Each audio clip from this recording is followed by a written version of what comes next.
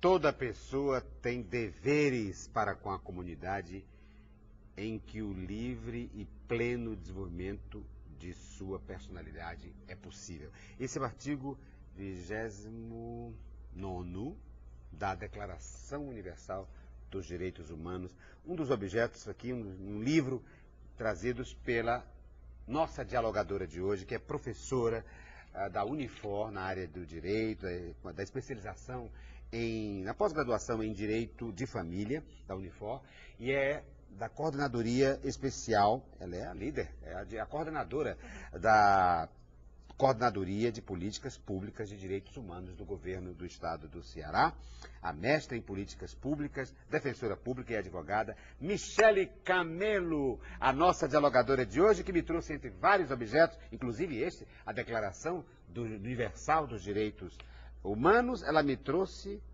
esse aqui, olha aqui, ela me trouxe um iPad. A gente tem que ficar sempre conectado, né? O ritmo de vida hoje é um ritmo que não permite que a gente fique offline, né? Na linguagem bem da internet. Tem um código. Você, como é que, tem mais imagens aí? Claro, deve ter. Você me trouxe então dois objetos relacionados à tecnologia. Um iPad. Exato. E um pendrive. E um pendrive. Memória.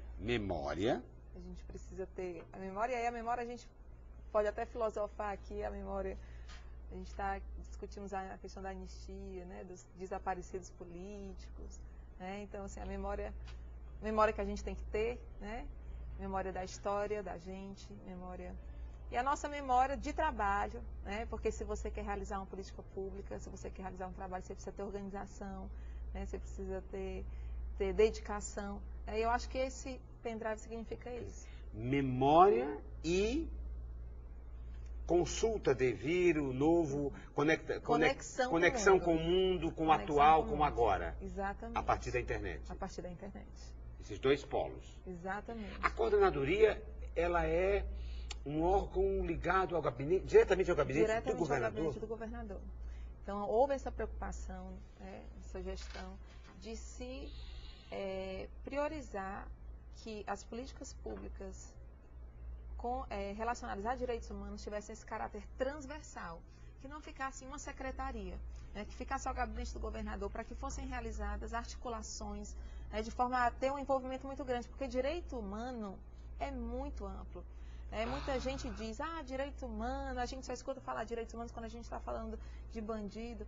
Na verdade, é direito de quem viola a lei, é o direito de quem cumpre a lei, é o direito das mulheres, dos afrodescendentes, dos índios, né, enfim, das pessoas com deficiência, né, dos idosos. O direito humano é muito amplo e, pela sua amplitude, ele merece, então, ser observado numa dinâmica transversal. Que não se crie uma instância específica, exatamente, mas uma instância exatamente, que paira sobre todas, que pode dialogar com todas as outras instâncias. Exatamente. É transversal porque atravessa exatamente, todas as secretarias. E é necessário que seja feito dessa uma espécie forma. De transecretaria, é uma infrasecretaria, não é? Claro que não é secretaria, estou falando no sentido metafórico, né? Porque ela pode dialogar com todas. Inclusive deve ter uma boa relação, no seu caso então, mais explícita ainda, com a Coordenadoria de Políticas Públicas para a Mulher.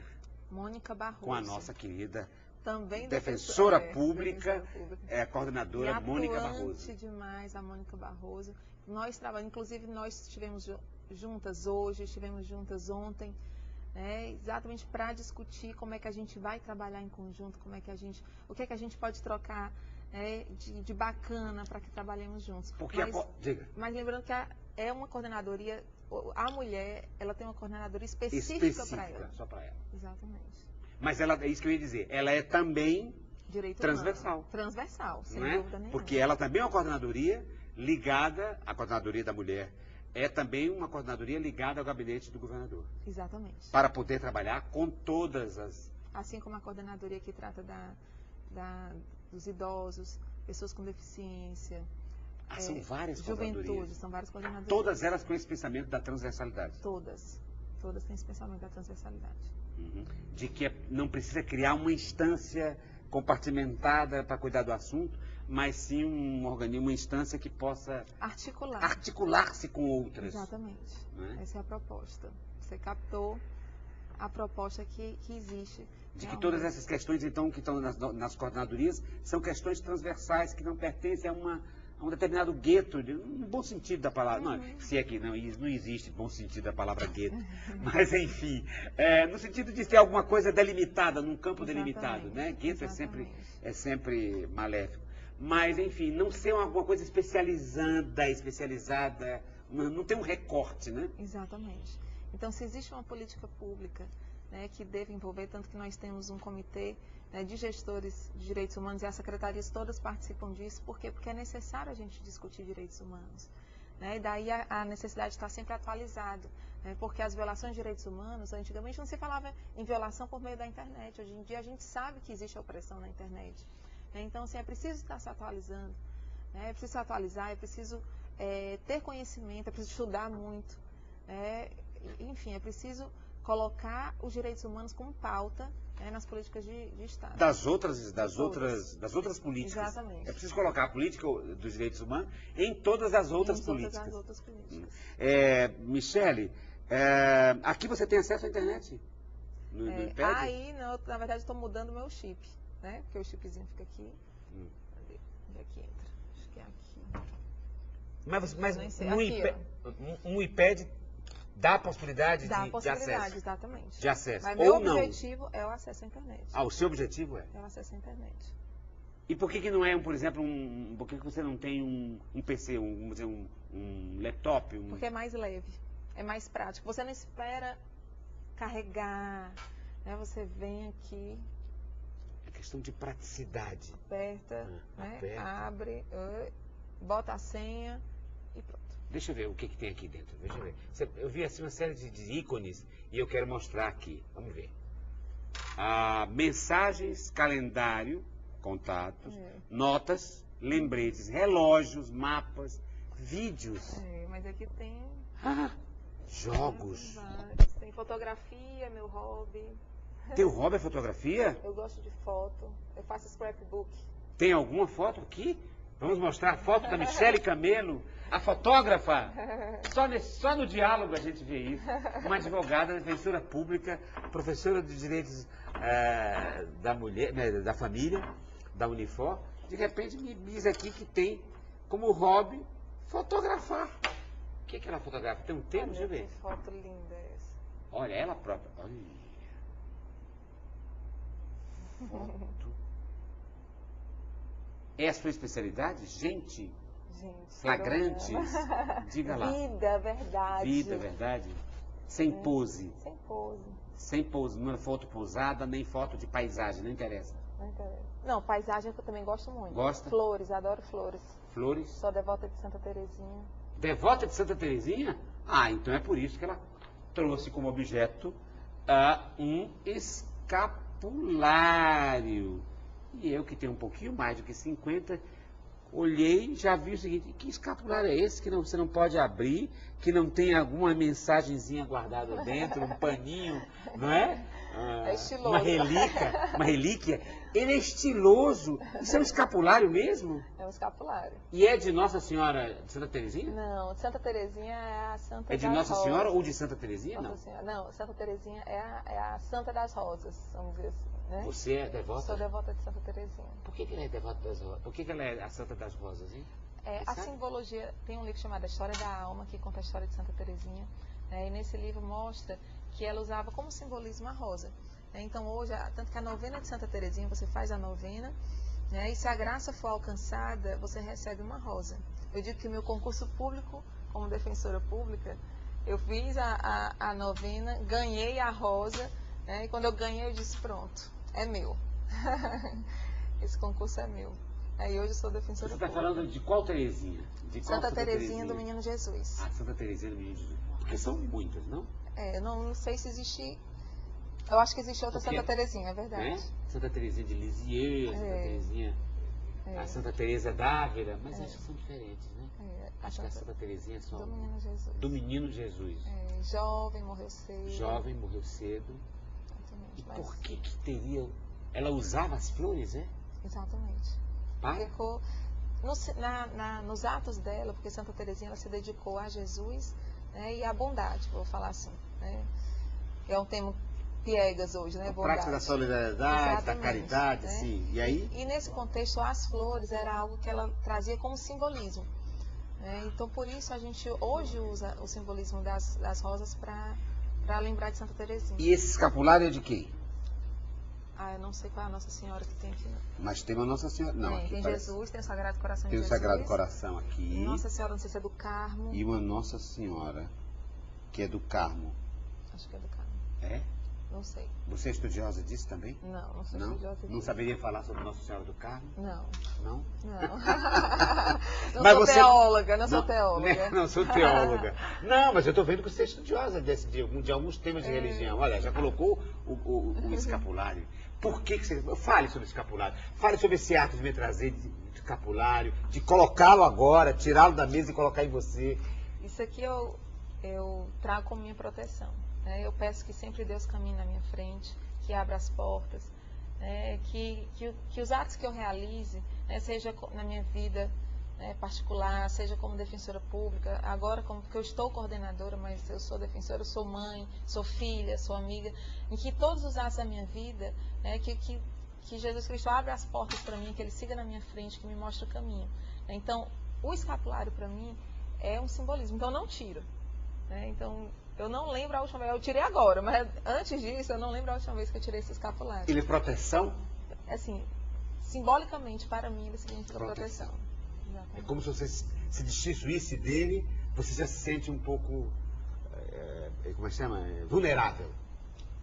Simbolicamente. Simbolicamente falando, sim. Até porque, veja, ele estava aqui na mesa e você já o pegou, tirei, já colocou. botei, não devolvo. Não devolve. Né? E trouxe para o encontro, para o nosso encontro, você trouxe ele. Né? No seu próprio corpo, né? Não como objeto, a parte do seu corpo.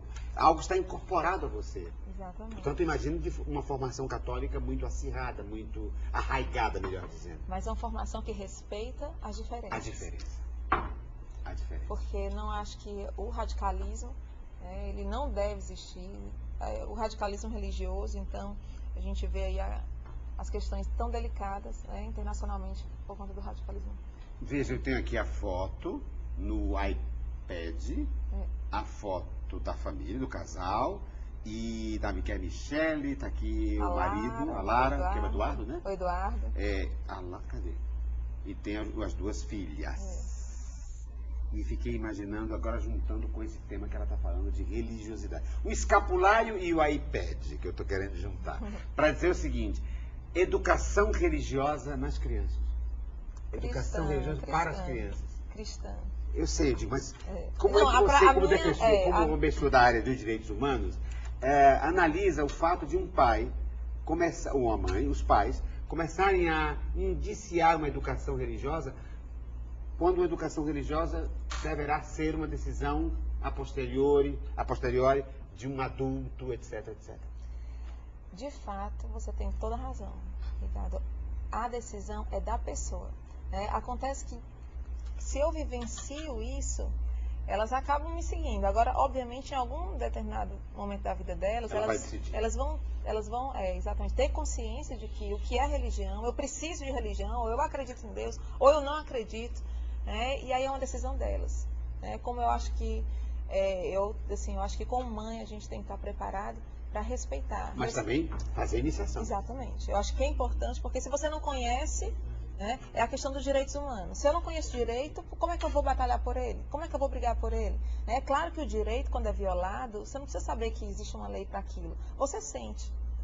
Se eu moro numa casa e derrubam a minha casa, ou invadem a minha casa, eu sei, eu estou sendo violada. Não preciso saber que existe uma lei que impede isso. Então, sim, é preciso, então, o que eu vejo das meninas, que é preciso dizer para elas, existe, eu acredito nisso, mas vocês que vão decidir. Até porque, veja, tirando a parte, digamos, do sagrado, e até o respeito ao sagrado já é um direito, claro, Mas, enfim, há uma moral numa prática religiosa, não? Uma ética social, humana, que independe do fato de você ter ou não crença, convicção religiosa no sentido da espiritualidade ou da transcendência da alma. Não é verdade? Exatamente, é verdade. Então, Por exemplo, o cristianismo, você pode ser cristão sem ter religião. sem ter religião. Não é? É o que acontece com os kardecistas, né? São todos cristãos, mas dizem, né, que o kardecismo não é, né, que o espiritismo não é uma religião, é uma doutrina, né, mas eles são cristãos. Eu digo, você pode ter uma prática Exatamente. de solidariedade, de compreensão, de respeito aos direitos humanos, Exatamente. a respeito às diferenças, não é? São os valores, né? Os valores que a gente... Os éticos, né? Exatamente. Os De valores que a convivência gente... societária. Exatamente. Independentemente de você ser ou não, digamos, um adepto de uma determinada religião. Então, esses valores, eu acho que eles devem Precisam ser ser valorizados. passados, Exatamente. né? Eles precisam Agora, ser passados lembrando para a sua família. exato, que devem ser passados, mas que existe também a questão do radicalismo que deve ser evitado, né? Independente do que seja, a gente vê que realmente existem algumas religiões, né, que tem esse radicalismo. Você, no seu caso, então, esse catolicismo que leva você, por exemplo, a ter o escapulário, etc., ele vem de uma formação. Exatamente. Meu de pai família. foi seminarista. Seu pai foi seminarista. Exatamente. Josênio Parente, cientista político. Você é filha do Josênio Parentes? Eu sou.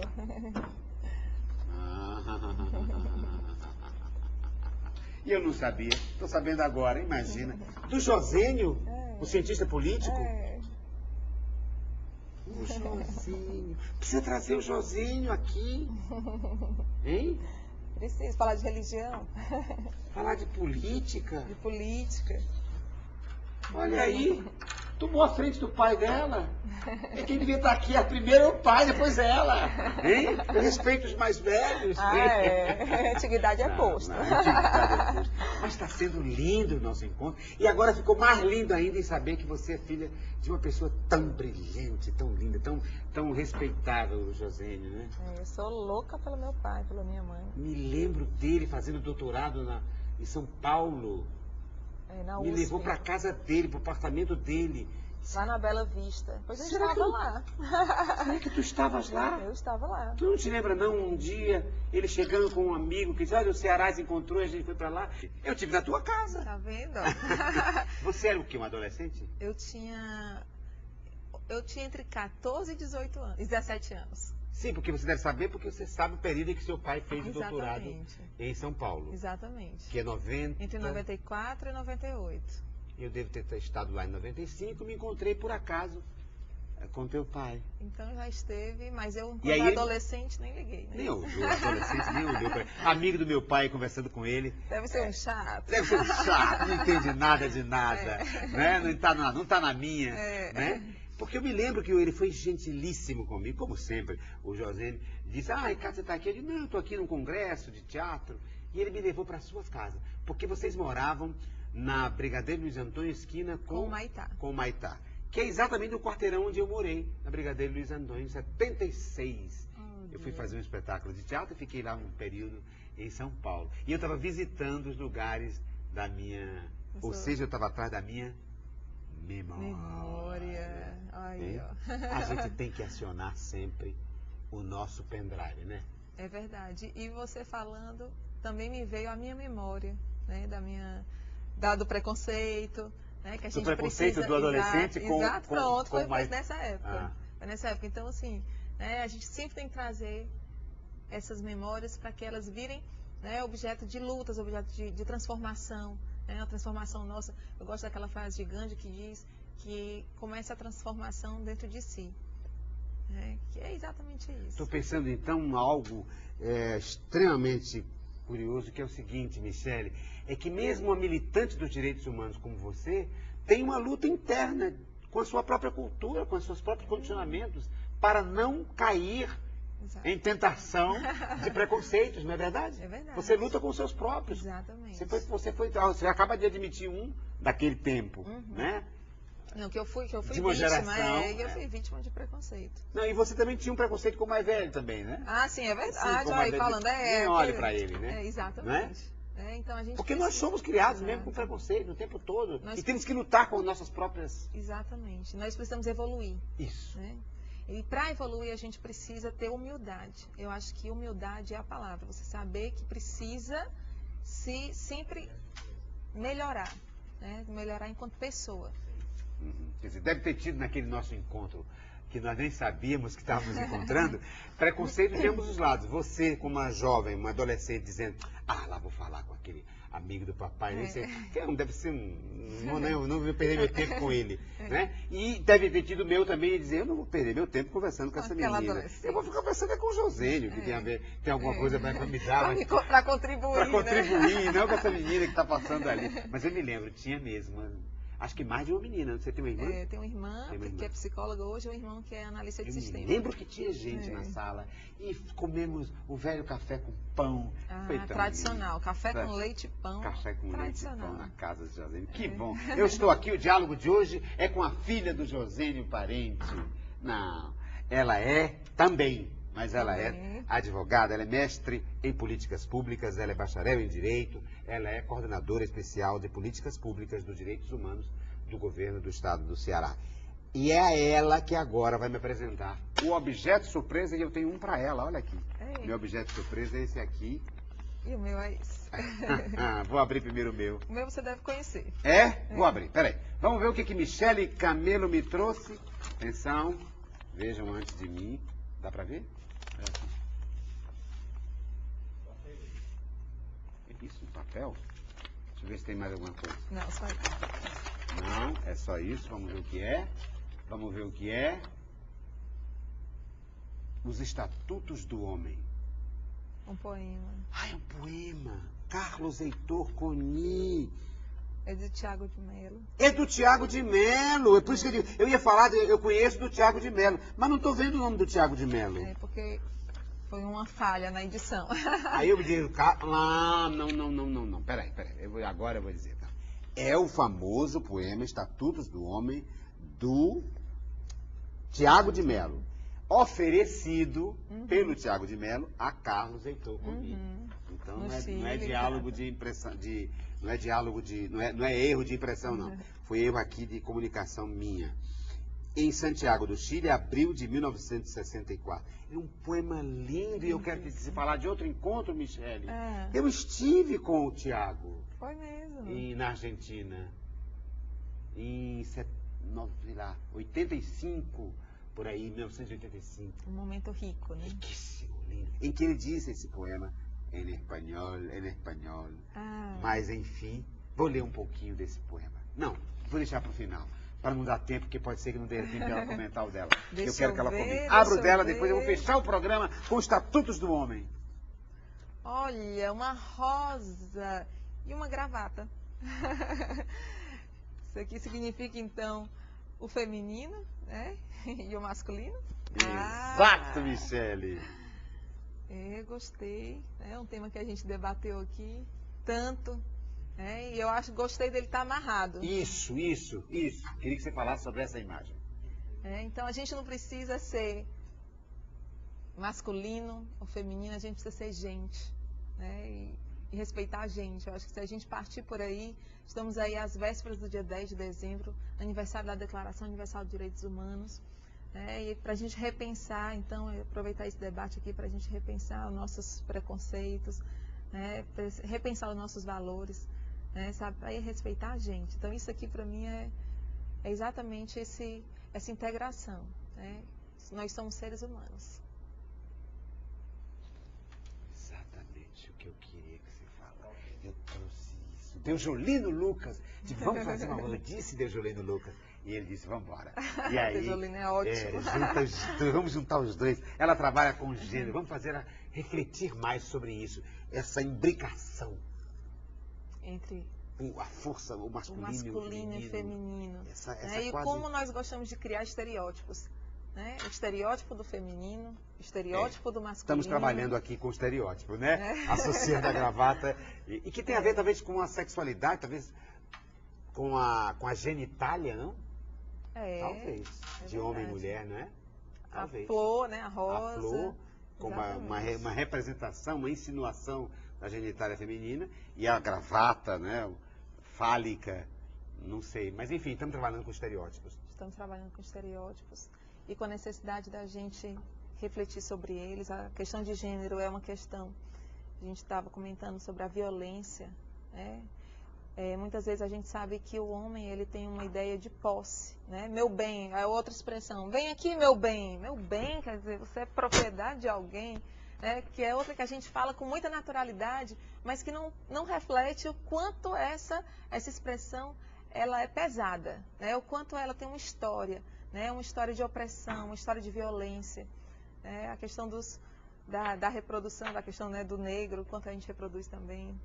Michele Camelo, muito obrigado pela sua presença, por ter trazido tão boas reflexões, ter povoado aqui esse espaço com tão boas reflexões a partir dos seus objetos e a partir da sua inteligência, da sua sensibilidade. Obrigado pela sua presença. Eu que agradeço, Ricardo, foi um prazer. E vou terminar, então, esse encontro, celebrando esse encontro com o objeto que a Michele Camelo me trouxe, o poema Estatutos do Homem, que eu vou ler um trechinho. Veja, eu comecei o programa, hein? Os Estatutos do Homem. O último está muito bom. Eu comecei o programa lendo a Declaração Universal dos Direitos Humanos e vou terminar com os Estatutos do Homem de Tiago de Mello. Você me propõe que eu leia o quê? O último. Assim, o último final, parágrafo. Né? O artigo final. Artigo final. Fica proibido o uso da palavra liberdade, a qual será suprimida dos dicionários e do pântano enganoso das bocas. A partir deste instante, a liberdade será algo vivo e transparente, como um fogo ou um rio, e a sua morada será sempre o coração do homem.